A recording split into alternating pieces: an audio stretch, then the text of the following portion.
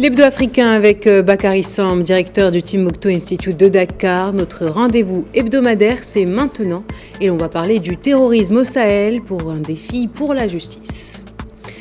Au moment où Bamako va accueillir le premier colloque régional sur la justice et terrorisme au Sahel, où en est le débat sur le rôle de la justice dans cette lutte multidimensionnelle?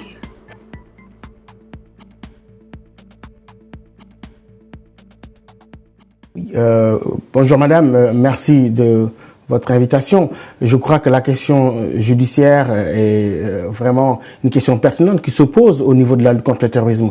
C'est pour cela la Fondation Konrad Adenauer avec le bureau régional État de droit a choisi la ville de Bamako pour la tenue ce 30 juin du premier colloque régional sur la judiciarisation de la lutte contre le terrorisme. Et je crois que ce sont des experts venus du Burkina Faso, du Niger, du Sénégal et d'autres pays qui, pendant cette journée, vont réfléchir sur la manière d'accompagner notre justice. Vous savez, toute la chaîne pénale est parfois mobilisée dans la lutte contre le terrorisme sans que ces acteurs-là soient réellement capacités pour une lutte efficiente contre ce phénomène qui requiert des solutions multidimensionnelles. Malgré tous les systèmes judiciaires sahéliens ont-ils assez de capacités pour relever le défi de la lutte contre le terrorisme? C'est bien cela. Une étude qui a été menée en 2018 par le Timbuktu Institute montre que les acteurs de la justice ne sont pas parfois capacités. Parce que vous savez, les États africains ont dû légiférer dans l'urgence.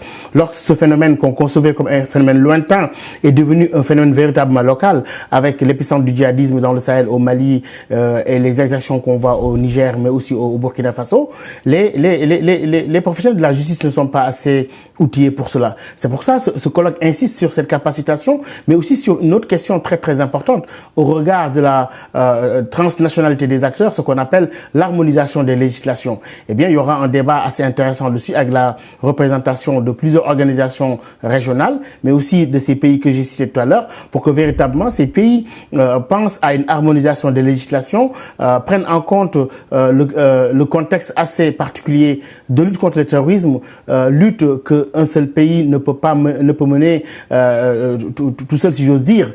Et donc aujourd'hui, il s'agit pour ce colloque du 30 juin de renforcer la capacité de ces acteurs-là, mais aussi d'une réflexion prospective sur des solutions idoines pour que ce phénomène-là soit pris en compte dans tous ses aspects, notamment l'aspect judiciaire.